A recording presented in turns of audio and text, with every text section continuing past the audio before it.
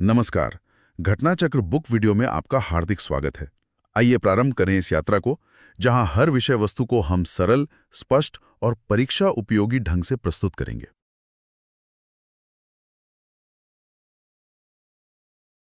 नमस्कार। आज बात करेंगे भारत की पहली तटीय वार्डा जनगणना की। ये एक ऐसी गिनती है जो सिर्फ पक्षियों के बारे में नहीं है, बल्कि ये हमारे पूरे महाद्वीप की सेहत के बारे में कुछ बहुत गहरे राज खोल सकती है। तो चलिए शुरू करते हैं। ये सुनने में थोड़ा अजीब लग सकता है ना, कि भाई समुद्र तट पर कुछ पक्षी एक पूरे महाद्वीप की सेहत के बारे में क्या ही बता सकते हैं। पर सच तो यही है, ये पक्षी हमारे पर्यावरण के वो खामोश दूत हैं, और भारत ने हाल ही में इनकी भाषा को समझने के लिए एक बहुत बड़ी कोशिश की है। और ये कोशिश हुई जनवरी 2025 में। भारत ने इसी सवाल का जवाब ढूंढने के लिए एक ऐतिहासिक कदम उठाया। और ये एक ऐसी पहल है जो हमारे तटों की कहानी को एक बिल्कुल ही नए नजरिए से बताएगी। देखिए, ये कोई आम गिनती नहीं थी। ये भारत के इतिहास में अपनी तरह की पहली जनगणना थी, जो खास तौर पर उन पक्षियों पर फोकस कर रही थी जो हमारे समुद्र तटों पर अपना जीवन बिताते हैं। तो ये हुआ कब और कहाँ?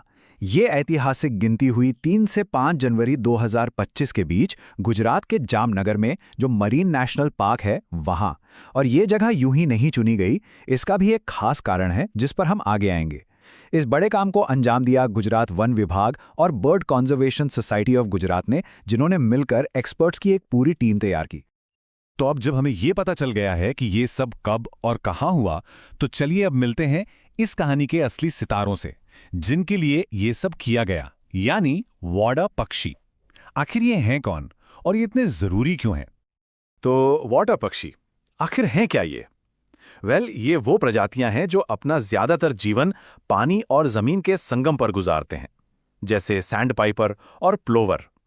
शायद आपने भी इन्हें देखा होगा, अपनी लंबी लंबी टांगों पर तेजी से दौड़ते हुए और कीचड़ में अपनी चोंच से कीड़े मकोड़े ढूंढते हुए।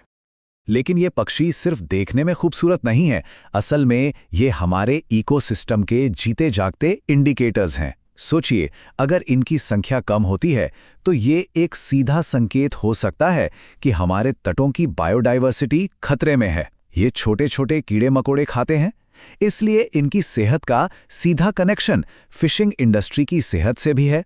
और सबसे बड़ी बात, ये पर्यावरण में होने वाले छोटे से छोटे बदलाव को भी तुरंत भांप लेते हैं।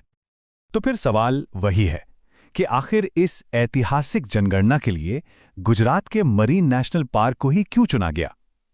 इसका जवाब छिपा है इस पार्क के अनोखे इकोसिस्टम में। 1982 ये वो साल था जब इस जगह को भारत के पहले, जी हां, पहले मरीन नेशनल पार्क का दर्जा मिला। ये एक बहुत दूर की सोच वाला कदम था, जिसने इस नाजुक इकोसिस्टम को बचाने के लिए एक मिसाल कायम की। और जरा इसका साइज देखिए। ये पार्क कोई एक जगह नहीं, बल्कि 42 द्वीपों का एक पूरा नेटवर्क है जो कच्छ की खाड़ी में फैला हुआ है। हर द्वीप की अपनी अलग बायोडायवर्सिटी है, जो इसे पक्षियों और समुद्री जीवन के लिए एक शानदार और बहुत ही विविध घर बनाती है। यहाँ पर क्या नहीं है, रंग बिरंगी कोरल रीफ्स हैं, घने मैंग्रोव के जंगल हैं जो छोटी मछलियों के लिए नर्सरी का काम करते हैं, और दूर दूर तक फैले कीचड़ के मैदान हैं। यही मिला जुला इकोसिस्टम इसे हजारों मील का सफर तय करके आने वाले पक्षियों के लिए एक परफेक्ट पिट स्टॉप और घर बनाता है। चलिए अब जरा बड़े पिक्चर को देखते हैं। ये जो गिनती हुई, ये सिर्फ गुजरात या भारत तक सीमित नहीं है। ये एक बहुत बड़ी वैश्विक यात्रा का हिस्सा है, एक तरह का एवियन सुपर हाईवे। इस सुपर हाईवे का एक साइंटिफिक नाम भी है, सेंट्रल एशियन फ्लाईवे। जरा सोचकर देखिए, ये एक ऐसा अदृश्य हवाई रास्ता है जिस पर हर साल लाखों पक्षी साइबेरिया से लेकर दक्षिण एशिया तक हजारों किलोमीटर का सफर तय करते हैं। और इस लंबी, थका देने वाली यात्रा के बीच में गुजरात का तट उनके लिए एक जरूरी होटल और रेस्टोरेंट जैसा है, जहां वे रुककर आराम करते हैं और अपनी आगे की यात्रा के लिए एनर्जी लेते हैं। और ये कोई छोटा मोटा रास्ता नहीं है। ये फ्लाईवे करीब 30 देशों को आपस में जोड़ता है। मतलब इन पक्षियों को बचाना किसी एक देश की नहीं, बल्कि एक अंतर्राष्ट्रीय जिम्मेदारी है। और इस पूरे नेटवर्क में भारत एक बहुत ही जरूरी कड़ी है। तो अब ये समझना आसान हो जाता है कि ये जनगणना सिर्फ एक लोकल सर्वे नहीं है। ये सीधे सीधे सेंट्रल एशियन फ्लाईवे को बचाने के लिए जो भारत का नेशनल एक्शन प्लान है, उसका हिस्सा है। दूसरे शब्दों में कहें तो ये एक बड़ी और सोची समझी स्ट्रैटेजी का एक बहुत ज़रूरी कदम है। तो ठीक है, इतनी सारी मेहनत हो रही है, लेकिन इसका फाइनल गोल क्या है?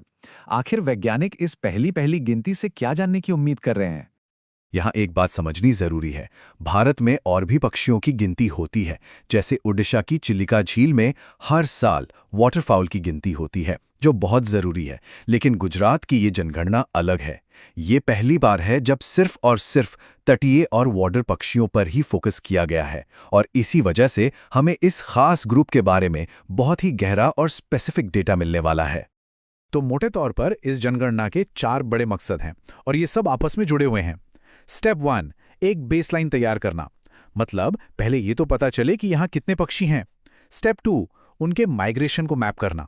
जब हमें संख्या पता होगी तो हम उनके आने जाने के रास्तों को बेहतर समझ पाएंगे। स्टेप 3, उनके घरों की सेहत का पता लगाना।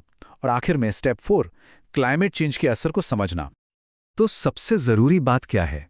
ये सिर्फ पक्षियों को गिनने का काम नहीं है, ये उससे कहीं ज्यादा बढ़कर है। ये असल में उन सुरागों को पढ़ने जैसा है जो ये पक्षी अपने पीछे छोड़ जाते हैं। उनकी संख्या, उनकी सेहत, उनके आने जाने का तरीका, ये सब हमें हमारे समंदर, हमारे तटों और आखिरकार हमारे पूरे ग्रह की सेहत के बारे में बताता है। और आखिर में एक सवाल, जैसे जैसे इस जनगणना के आंकड़े सामने आएंगे, ये खामोश यात्री हमारे साझे भविष्य के बारे में क्या बताएंगे?